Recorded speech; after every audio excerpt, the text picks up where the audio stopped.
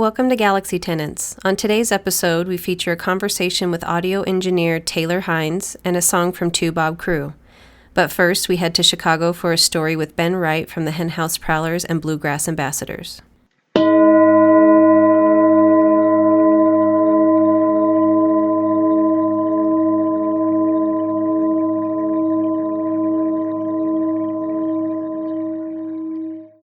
So our first trip abroad with the State Department was to West Africa, 4 different countries, Congo, Brazzaville, Liberia, Mauritania, and Niger.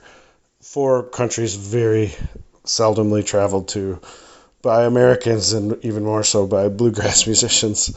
But it was a great introduction to the continent of Africa, for sure. And each of those countries is so different. But I guess if I had to pick one from that trip, it would be Liberia. Something about Liberia is fascinating on so many levels. This was right before Ebola struck there. And we found out afterwards that actually one of the places we performed was used as a triage center. And I saw it on the BBC and recognized it from playing there. It was bizarre, but that was months after we were there.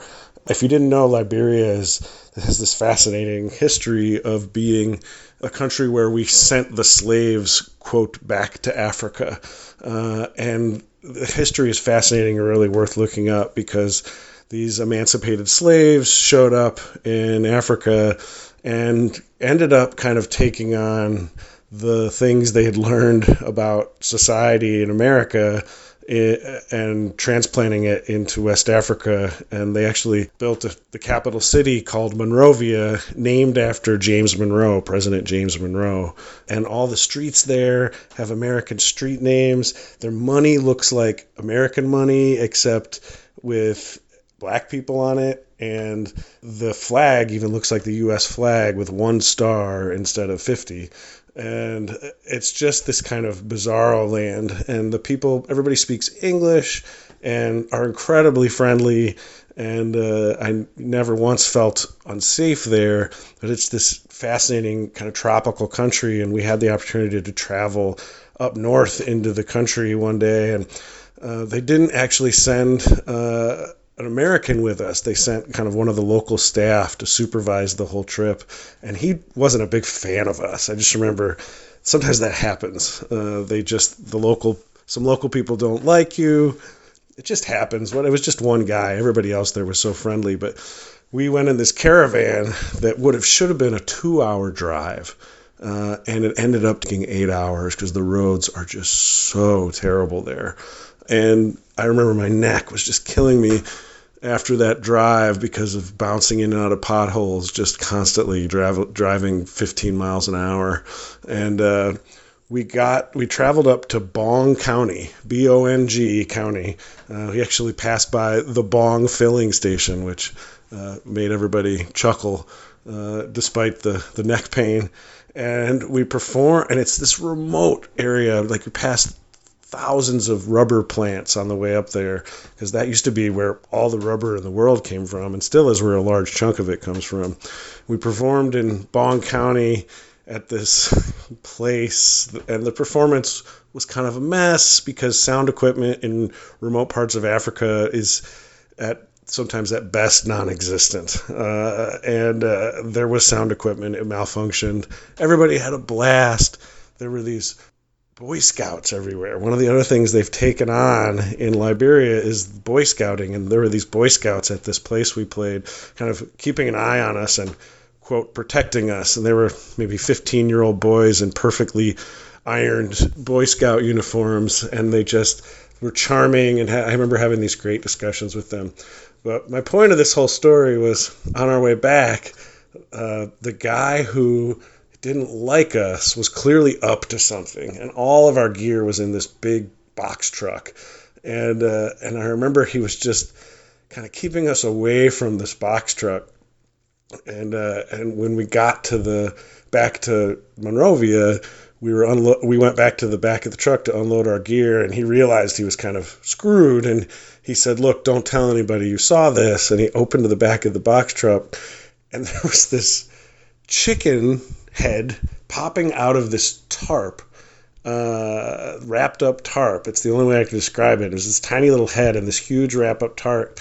And the thing was that way up into the rural parts of the country, things like chickens and vegetables were really cheap, but it was so against the rules for staff of the embassy to go buy anything and bring it back. But this guy had done that, and he knew that if he had just stuffed a chicken in the back of this truck, it would have shit on everything. And so he wrapped the chicken with a tarp, so only its head was sticking out of the tarp, and then it shat all over the tarp and not on all of our gear.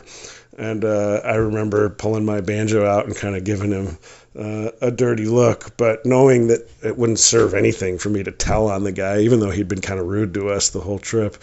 But it was definitely one of those moments where you're like, only in West Africa does funny stuff like that happen.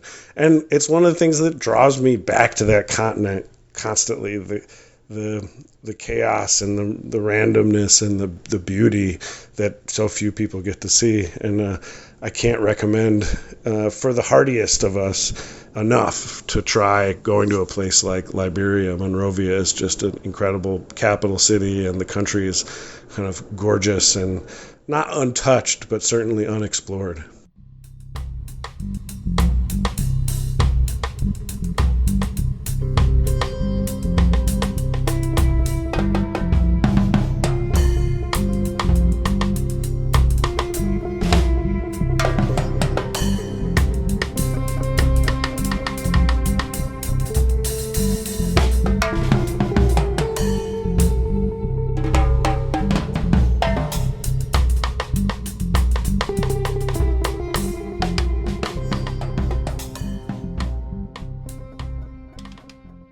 Now we head to Denver, Colorado for a conversation with Taylor Hines.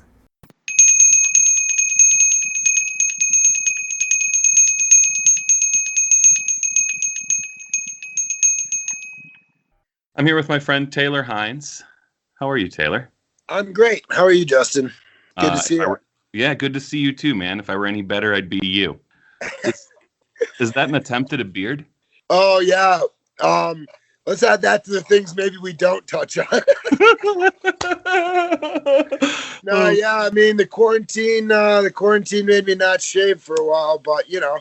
Yeah, I did. I heard about the razor shortage, so yeah. The razor shortage, yes, of 2020. This is going to go down in history, for sure. Yeah. And I'm going to be on the poster of why we need razors. So what Dave Matthews Band album was it that made you want to be an audio engineer?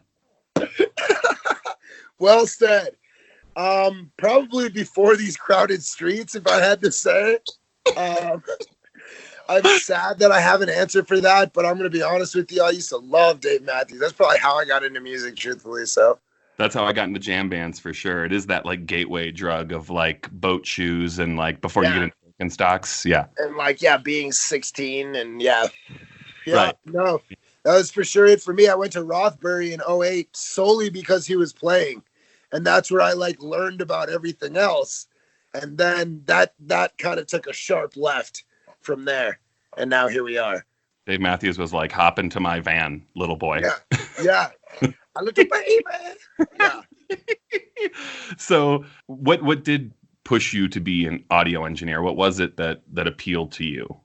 Well, to be honest, I really had never thought about it growing up. I'd always like been into music like very, very heavily. More than all of my friends, pretty much always growing up. And then I went to college for business. Yeah, you heard that right. And then I ended up kind of dropping out to an extent because I wasn't like doing anything. I was just like partying. Imagine that as well. I can't relate to that at all. I know. So once that happened, I like kind of was lost and just didn't know what I was doing. And all I really loved to do was music. And eventually I went back and got my associates just to have my Genelecs. And then I was at Front Range Community College, and one of the kids there, who actually is now a DJ, I don't know if you know Kill Smith. He's a great dude. And we went to community college together, and he told me he was going to CU Denver to do like the audio production thing. And I looked into it just because he had mentioned it. And I pretty much instantly was like, yep, that's what I'm doing. And then went to school for it. And by the time I was out of school, I already had a job. So, and you know all about that. Well, when I met you, I, quote, hired you for a show at the Armory, which I believe may have even been like a live stream or like a video or something. And I remember live stream. And then we had, what was that dude's name? Brian. He plays guitar. The Brian something trio. Brian Jordan. Is that right? Oh, yeah. Brian Jordan. Yeah, Jordan's out of California. Yeah, I used to work with him here and there. He's a great guitar player. Yeah. That was like one of my first shows ever was Brian Jordan and then a fish stream. Yeah, I remember we were like scrambling to get the audio going, and you diagnosed a problem that literally I had a few guys look at and couldn't sort it. And I don't even remember what it was, but you sorted it quickly and effectively. And then from there, we ended up bringing you into the One Up, which was one of the most fun projects I had ever done. That was a very fun project for working in an arcade, having jam bands and whatnot. What were some of your favorite shows that you did at the One Up? Man, I mean, we were doing them 6 days a week for like a year and a half with me, longer for you, I think. Maybe not quite that often for that long, but towards the end there, we were really swinging the axe. I mean, all the stuff with OTO was like incredible. Bernie Worrell. I mean, there's so many that stick out. The Bernie show definitely stuck out probably the most for me. I mean, getting to sit there with Bernie, it was pretty serious. And then, you know, obviously he's passed since, and it's definitely been a thing for me that I hold on to. And I don't know, working with, like the guys like O'Teal, and we had so many great high-end acts that were just like happy to be there. It wasn't like a big money thing. It wasn't like, oh, I need my dressing room stuff. I mean, there was some of that here and there, but it was mostly like people came because they wanted to play with the people who were there, and we had a lot of fun for that. And honestly, it's really hard to pinpoint just one or two shows, but some of those huge acts are hard to forget for sure. I remember when North Mississippi All-Stars was playing next door, and then Cody and Luther came over and played with Eric McFadden band, and it was like, holy shit, that's a lot of guitar. I don't remember who it all was, but it was definitely Cody and Luther came over from the Fillmore next door.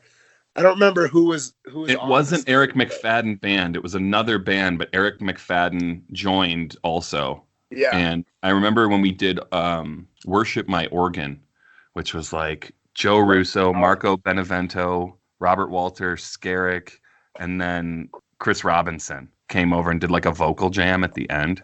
Yep. Super fucking weird. Or the Ween shows that were pretty fucking crazy.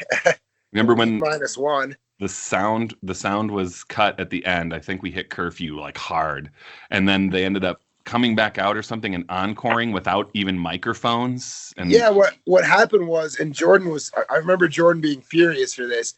We weren't at curfew. They were like, okay, we're done. And they had only done like an hour 10 or something. And Jordan was not happy. And everybody left. And we took down all the mics and like struck the whole stage of everything but instruments, because they just were like, we're done. Told me we were done. And then, of course, they just hop back up there. No mics, no anything, no PA, screaming into like mic clips for like the 4 people who decided not to leave. And Jordan was furious because like all of our drink money walked out the door like 3 minutes earlier, you know? And it was like, now you're going to come back? We had this place packed to the gills and everybody left, you know? And he was rightfully, you know, to be pissed off. Yeah, I agreed. Totally with him on that. That's a bullshit move on the Ween side of things. But if I remember correctly, it was either that the crowd was chatty or not appreciative, because I think Dean Ween ended up issuing a statement basically saying, if you're not going to appreciate us, we're not going to give you an encore. Yeah, that's probably it too. I mean, of course, for me, I was just scared to death because I had just pulled all the mics down and now Ween wants to go back on. So I was a little like shook. And I didn't really remember what the reasoning was. I just remember being like, do I put him back up? What should I do? And they were like, don't touch anything. And I was like, okay. So if you just want to scream into the mic stand, that's fine. That's fine with me. Those videos got a lot of traction of that. I remember all the jam band websites posting about it and whatnot. But after the One Up, What were some of the projects that you ended up jumping into? Well, I would say like chronologically, that's pretty much when I jumped in with Eminence Ensemble. It was right about then. I mean, there was a little bit of time in between where I was kind of in limbo. I mean, we all were, because it was kind of like a last minute thing when we had closed. So yeah, I got picked up with them. I think we closed in the fall, and then I got picked up in the spring by them. So it was like that winter was a little like I didn't have a whole lot of work during that winter. That was a little bit tough. But then the following spring, I got picked up by them. So that was like what, almost 5 years ago, something like that. And yeah, about.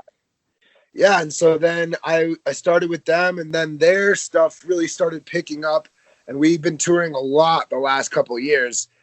This year, obviously, things are a little different. All of the shows we had on the books, all of the festivals, all canceled now. But my summer was booked like pretty dead solid with them. So that stuff has been picking up pretty well. Then I started working at Dillon Amphitheater last year, which has been awesome because they just got that remodeled. And that has been a real honor to work there because real cool band. I haven't been up there yet. Tell me about the amphitheater. It sits right on the lake, right? It looks beautiful. Yeah, it's absolutely beautiful. Like, its positioning makes it awesome for like scenic. It also makes it a hotbed for weather. So I would say like maybe close to like 1/6 of our shows got shut down early or canceled because like all of a sudden, I mean, it's Summit County. So it goes from like, oh, it's beautiful. And it's torrentially raining and like lightning and like, you know, we would get lightning strikes over the lake, and that's like way closer than 5 miles. It's like half a mile. So that, you know, we got to clear the whole place, and we had to do that a bunch, but overall it's amazing. It holds like 3,400 people. I was going to say, for those who haven't been up to Dillon, basically you drive straight up the mountain, up I-70 west, and then you come over this pass basically and just drop right down into Dillon and Silverthorne. And it's just stunning perspectives. What a cool place to work. It is awesome. And like, it's been a really cool experience just like for the size too. Like they recently went with a brand new K2 rig, which is incredible. I mean, L-Acoustics is one of the best you can do. And I'm not going to get like crazy technical, but it's been really awesome to work on a rig that size. Like I've been doing this for a while, and I've gotten to work, like touch on rigs that size, but never get in there myself and really like get all the way in there working with it every day, like getting to know it inside and out. And with the kind of systems that are out there now, it's really, really helpful. And it's really helped me a bunch too. And I mean, connections there are great. I mean, we had like Franti last year and Bruce Hornsby, and we had String Cheese last year. And I mean, it's a great place to work. We were supposed to have Ween this year, at the end of June. And then, we had a bid on Tyler Childers even, I think, this year. But I don't think I think all national acts are canceled. They might throw like some tiny small shows at the very end of the summer. Probably not. But, you know. Yikes. It's not going to be anything this year, which is sad. It's too bad. How fucked up is that? It's fucked up, man. It's tough, dude. It's I mixed so 300 crazy. shows last year, and I haven't mixed a show since March 9th. So, like, that's crazy. I mean, that's a lot. It's probably not going to be much until, who knows, fall at the earliest, but probably not till next year, really. I just got a sitar. If you want to mix that, I can come play in your front yard or something. Sweet. That should be an easy task. I'll run your cable out and I'll sanitize it, and then you can hang out. Like, yeah, that'll work. I'll just run Cool. it out there. Yeah, that'll work. Yeah, I'm just looking out my window here. I think I could push some cable through there. Perfect. Yeah. I do have a rider though, so it'll be a little awkward to coordinate Send that. that over, and then I'll start crossing a couple things out. We'll back and forth for a little while. What do you got there? Just a joint. I just didn't finish it the first time. What kind of weed? This is the Blue Dream, I believe. Yeah. That's like one of the most popular strains out here, man. People love Blue Dream. It's everywhere, and then all these crosses with it. It's a great strain, very stable too. I just went to Life Flower Dispensary this morning and got an ounce of Rainbow Punch is what it was called, and it's a 33.7% indica on the indica. Jesus yeah. Christ. So I didn't know if I was going to be able to do the interview. I started.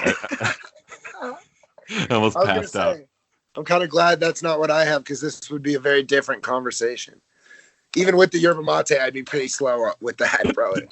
It's we needed it because we have this pineapple which is straight sativa, and like it'll have me doing laps around my living room. So I needed to go get a straight indica to counter that. So Nice. Yeah. yeah, you know, man, you I gotta do. have a yeah. I mean, I'll do laps around my living room, dude. I do know that a little too well. That hit really close to home, and then I agreed pretty quickly. What is the what's the most challenging show you've ever oversaw? Oh man, the most challenging and like stressful ones are definitely when I'm running a festival stage. No question, because that becomes such a different beast, where it's like, not only are you dealing with whatever your problems are now, but your future problems are very imminent and like breathing down your neck in a way, because the band is here and they're like, we have problems with the show that's happening, but they want something. And it's like, there's that. And then also a lot of the festival stages I work on, I mean, I don't own a festival rig, so it's not my gear almost ever. And so a lot of the times you'll have like gear go out or something happen. And even though it's not your gear and you're hired to just like work it, when it goes out, even if I can fix it, I have almost no time. So it's like, now you're fixing stuff and you have two people. That's by far where it gets the most stressful. I think the first year, one of the years I did the Beanstalk side stage, I think I worked 3 21-hour days in a row. And then after that, I slept for 4 21-hour days probably. Perfect. But yeah, the Beanstalk one was crazy, and like they had the brilliant move to do all the late nights in the barn, which was my stage, because it was indoors. That made sense because of like the ordinance in the city, and it was the only indoor thing, so that made sense. But then they decided also to have like the morning like Bluegrass and Bloody Marys at 9 a.m. on the same stage. So like I'm closing the stage at 6 a.m. and I have to be there at like 7:30. So it's like, okay, run back to the hotel, take a shower, come straight back, and then fucking do it again. Adderall's a hell of a drug, man, I'll tell you. Dude, that's most of my career. They don't call it Subtractorol, you know? Yeah, I was going to say, I've calmed down as I gotten older, but a lot of the early days of my career and whatnot, you look and I was jumping. We were doing like 3 shows a night. We'd get to a show, we'd be there for like an hour and be like, I gotta go. We have another show to go to. Yeah, Adderall for sure. And coffee. Yeah, I mean, I don't really take it anymore. But man, for those long festivals, it's something helpful, because like there's no amount of yerba mate that's gonna keep your body alive for 21 hours straight, 3 days in a row. It just like, it kills you. And when you're the only one working the stage, like every single thing that happens there is your fault or your success, which barely, it's like, okay, your best success is everybody notices nothing, right? Like that's your top bar. And so if you slip under that at all, you know, that means people are noticing. So it's like, I haven't really had any troubles, but man, I've been dizzy at the end of 3 days, like finally pack up and like I can barely see straight because I haven't been sleeping, and you don't eat right, and it gets crazy. I think of all the choices you could make for stimulants and to stay awake, I feel like small doses of Adderall is probably better than, going out and blowing a bunch of cocaine or something else, Yeah, well, of course. And like, yeah, the cocaine though, that I don't know, that should just string you out if you're trying to do that for 3 days. Yeah, that not an option. Can't do that really. No, yeah. Yeah, not for functioning. The drugs on this scene are quite intense. How do you balance, and not suggesting anything of anybody, but how do you balance interacting with any folks on any level who are either heavily intoxicated or on a bunch of cocaine and trying to run a professional setting? Well, that's definitely a tough thing. It depends. Like if they're being really obnoxious, it's actually really easy, because then it's like, yo, you have to leave. Like, if they're being overly obnoxious, the tough ones are the ones who really just want to chat you up while you're like mixing and like they really don't mean any harm. They just have no idea, and they're just right here just talking like, oh yeah, I did sound for my cousin's high school 7 years ago, and like it was really good. It was really good, and like but they've never seen a digital mix, and they're like, so what's this? And I'm eventually have to be like, yo, man, I'm gonna need a minute here, And if you can be polite while getting the point across, usually they don't come back because it's kind of embarrassing for them, and I hate to do it, but. I'm not just gonna be like, get the fuck out of here either, because I'm just not that kind of guy, really. But most sound guys are that guy, and I used to wait till like the peak of a show when shit was chaotic and like just really trying to get things going, and there's people everywhere, and people are putting their beers on the ledge, and I would come up and I would ask you what this button does, and I would point to one of the several hundred. Yeah. Sometimes I wish one of them was just like a trap door, like right next to it, just like, okay, yeah, guy, go. That'd be kind of sweet. Do you think you're gonna be one of those old curmudgeon sound guys, like almost every sound guy that we've ever interacted with? I think that often. I wonder that because I don't meet very many that are like super friendly. But there are, though. I mean, a lot of the guys that I've met that do like really major stuff are pretty relaxed. Actually, I met Dave Matthews, monitor guy. He runs like a massive production company in Arizona, and so they were like helping with Gem and Jam, and so we were on main stage, and they're like, "Oh yeah, this is like Dave Matthews, monitor guy," and he was like the nicest guy in the world, easiest guy ever to work with. I feel like the proer the crews are, the easier they are to work with because they don't show up like, I mean, sometimes they're dicks still, I'll tell you that. But usually like if the stage manager is there and they're pretty pro, it's what do you need? I tell them what they need, what I need. They are extremely usually pretty helpful about just like making it happen. And then it's on me to mix the show. And to be honest, like when you do a lot of stages a year, eventually you don't really care what band is on there. Like if you're the stage manager for a festival and you have 15 bands today, even if you really like them, you're not sitting there like, boy, I hope their front of house guy doesn't fuck this up. And basically, if all the cables are plugged in correctly and all the things that your crew is on top of is handled, they're not that worried about like the rest of the shit, trying to get like some ego thing over the front of house guy or some shit like that. You don't see that as much because they're just trying to like boom, boom, boom, snap through the day on all the different things. And I find that to be, I mean, those guys are pretty easy to work with. But then, of course, there's always the people who are, what the hell's going on, freaking out. I mean, you see a lot of blow-ups at the front of house place. I'd like to tell a wonderful story that I saw happen. It was, I won't name any names. But it was at the old Coyotes on 21st and Lawrence where that had a courtyard. And during one of their shows, the sound guy, who was probably justified, had not been paid for an extended period of time. And in the middle of a fucking show, he went on stage and started taking the mains down that were suspended from chains and stuff.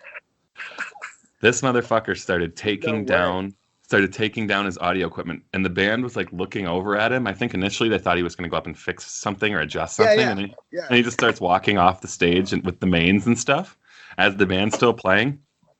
Yeah.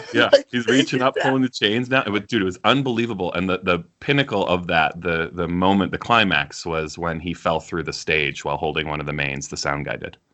Oh my God! Like the floor like gave out. Yeah, it was really incredible. Oh my God. Yeah. Peak experience for me. Quixotes, huh? This adds up.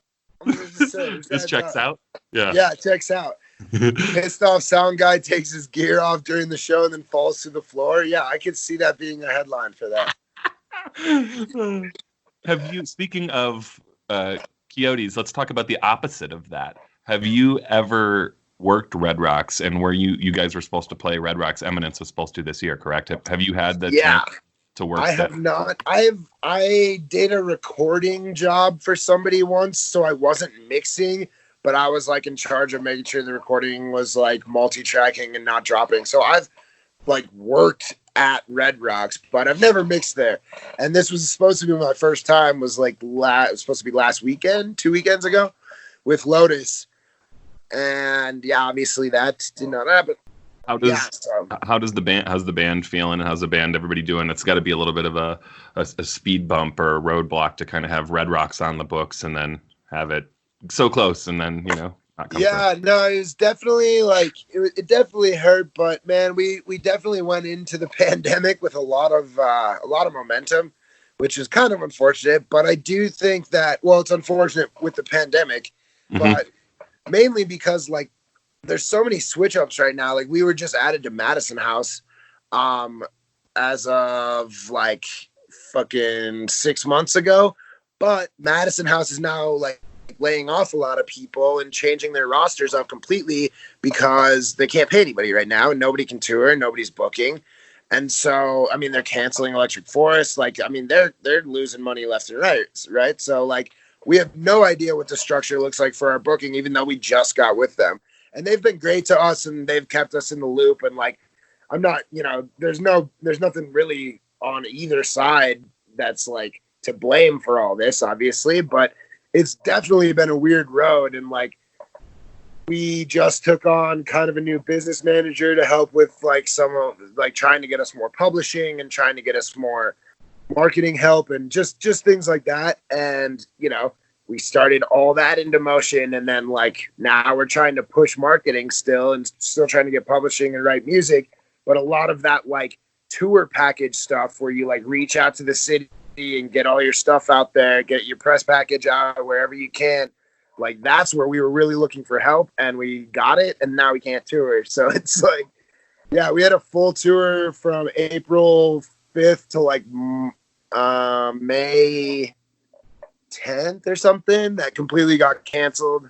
I was going to fly to Anguilla for a wedding that got canceled. We were going to do one there. It's crazy. Everything's canceled, but obviously outside of the pandemic, what's the craziest shit you've ever seen as far as at a show or that's happened that you've witnessed? I worked a festival called Up North in northern Michigan. It was an electronic festival. And well, my stage was all run by Colorado people, so a lot of good friends, and all the other stages were run by a production company. So it was kind of weird because ours, they had all their shit ready like clockwork, and we all flew there with some other company driving up for this one stage who was not prepared. So anyway, we're losing power on half the stage during the shows, and it's torrentially downpouring, and it's also built on a mudding track, of course. So it's built to hold water so that you can go mudding in your car. And so there's 3.5 feet, and they drove the lull in to fix the speakers, and the lull got stuck in the middle of the crowd. So now people are partying on the lull while there's bass music coming out of half the speakers. I'm losing my shit. I'm covered in rain. It's knee-high water everywhere. I'm shoveling water off the deck. And to make it better, the mayor shows up with cops, guns drawn, screaming at the owner or promoter of the festival. I thought he was gonna swing on this lady who was the mayor, and not really, but just the way they were screaming so intensely, it was holy shit. And I this is happening right next to me while my stage is literally falling apart. Just these wood beams that we use just fucking chains and carabiners to mount shit. It was the most, it was some of the craziest, this can't be okay. We can't be doing this, but it's we have to. We have to play music, even if it's out of this speaker. You know what I mean? Because the alternative is just people probably freaking out and rioting and causing even more problems. Yeah. Do you know Andy Dudash? That name sounds familiar to me. He's the man. He's great. And he was brought on. He's a Colorado guy. He was brought on to be stage manager. And we were both losing our shit. We're both pretty good friends because of this festival now. I haven't talked to him in a little while, but if I saw him, it would be friendly because we went through some shit that weekend. And at one point he was you know what? Fuck this. He's like, pull the axe. He's we're not firing this stage back up until the promoter gets down here and tells his fucking production company that we only have half our power. He's this is not happening. And we canceled one show or two shows just waiting for the power. Cause like, then one of the legs went out where like we ended up without monitors. So like they're playing and they have headphones, but it's only in the main. It's like, yeah, What a fucking nightmare. It was crazy. And that was, okay. So the best part of that weekend, probably story wise, is they promised us lodging. Obviously, I'm in Northern Michigan. I'm not going to camp in GA because like I got to work every day, you know? So they were like, okay, you're staying here. Drove us there. We slept in the place, and then they woke us up the next day and we're like, no, you can't stay here again tonight. We got to move you somewhere else. We're like, okay. They're like, put your bags in the van and like, we'll bring them to site. And then, you know, we'll lock the van and then we'll take you to your place after. So we get there about halfway through the day. I'm like going to lunch for like walking to catering, and my bag is sitting in the middle of the field. And so are everybody else's bags. Somebody had taken the van and just dumped it in the middle of the festival. My clothes, all my shit. So now I'm like, yo, what the fuck? So then so I finally get over that. Shift ends. They're driving us back. It's like 2:30 in the morning. We get to the place. They drop us off. We go inside and there's people in all the beds. And so we're like trying to get the van to come back and get us. We have no idea where to go. We're like stuck in the middle of, I mean, we're up there. This is like a weird place in Michigan, dude. It was like up there. I mean, you know Michigan. Where in Michigan? What city was it in? I gotta look this up because I completely forgot. But yeah, man. And so I don't know where I am. We don't know where our transpo is, where we're sleeping. I just found my bag in the middle of the festival. Like, thankfully, it was just my clothes. So it was like, okay, I keep all my other shit in my backpack on me. And I don't know, that whole festival was just like one absolute catastrophe after another. But, do you want to, should we carpool up there this year together? Dude, they didn't do it the next year. I'll tell you that. Okay. That was like 3 years ago. And I was at Electric Forest with Eminence, and I saw the promoter who I like saw screaming at the, you know, at the mayor, all that shit. And he's handing out flyers for the next year. And I was like, you guys are doing it. And he's like, yeah, we're doing it again. Like, we'd love to see you back up. You know, we were chatting for a bit. And I was like, okay, whatever. They sold tickets until 3 days before it was supposed to happen and canceled because they got their permits pulled. They said they were going to relocate. Everybody knew it was going to be canceled because they never relocated it or gave a location. But they're like, it's happening. They sold tickets, and then all of a sudden it was like, nope, we have nowhere to be. It was just I'm looking at it like, well, of course that's what happened because I know what happened last year, and I got absolutely shit on the whole time. So I knew it wasn't going to go well. So did you get a refund on your tickets for the following year when you bought them from the guy at the festival? Yeah. Because I paid top dollar, so I figured I should at least get something. Yeah, holy shit! It's really stunning how many awful promoters there are in the music scene, just as a whole. Not even any specific genre. I mean, obviously there are genres that have an elevated, I guess, amount of shitty promoters, but. It's just stunning to watch people fail so hard repeatedly and still keep going. Yeah, and like I wanted it to work out for him because I saw him working pretty hard out there. But man, I mean, he was trying to do everything by himself. Like you could just tell because everything's falling apart and everybody's coming to him, and he can't possibly handle it all. I mean, it's not possible. You have to have people in place that are on tops of like. You know, you're on top of food and bev. You're on top of, you know, all of that shit can't fall on one person at the end of the day, or he's just going to get swamped. You know, it's just crazy. A wiser man. Copemish, Michigan. Copemish. Okay. That sounds. Copemish. Yeah. Okay. It's up near Traverse City. It's like pretty close beautiful part of the state. But a wiser man than myself once said to me, I'm only as good as the people around me, and I'm surrounded by fucking idiots. So if you don't have that team, then you can be the hardest working, best intention, you know, having person out there, but you got to have that team. Yeah. And, you know, it's a learning experience for me too, you know, like I know better what to have in my contract before I get to like certain things now because I've done things like that. Like, I don't fly places without like the lodging settled in my contract where like that one, I just kind of, I mean, this was earlier in my career too, but I just wasn't ready for that kind of thing. And I mean, I'm pretty sure even those who did have it in their contract ended up in my position on that one. But it still taught me a good lesson. And, sure. Yeah, I mean, to be honest, I had some fun times. I mean, I still am good friends with almost everybody who worked at festival. That's cool. So, yeah.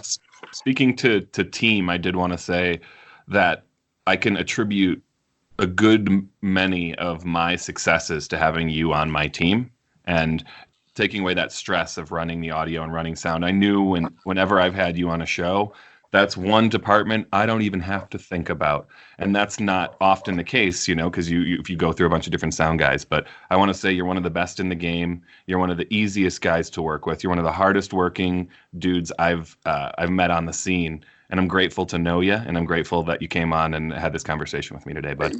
Yeah. Thank you, man. Grateful to know you too, man. We've had some great times.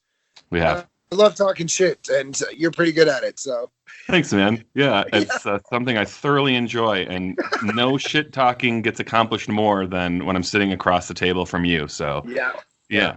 Thank you for delighting me with that over the years. Thank you. I love you, buddy. You too, man. Thanks for doing this.